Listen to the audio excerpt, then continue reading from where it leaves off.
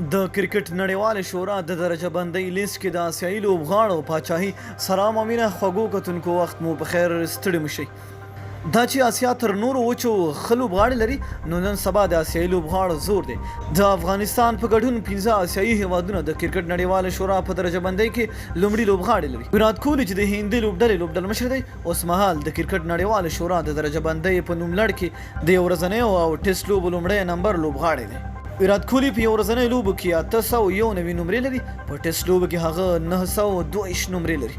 بابر اعظم په 10 اوریزو لوبو کې لومړی نمبر توپوهونکی دی، 896 نمرې لري او د نړۍ د 100 غوره توپوهونکو په لړ کې مخکې دی. راشد خان بیا هغه افغان لوبغاړی دی چې په 10 اوریزو لوبو کې لومړی نمبر والر دی. هغه په 10 اوریزو لوبو کې 280 نمرې لري. د یو ورځنیو لوبو په آلراونډرانو کې بنگلادیشي شکیب الحسن لومړی نمبر دی. هغه په آلراونډرانو کې 394 نمرې لري. دوهم نمبر بیا بن سټاکس دی او دریم نمبر بیا محمد نبی ساخیل دی. محمد نبی ساخیل 310 نمرې لري او یو ورځنیو لوبو کې دریم نمبر آلراونډر دی.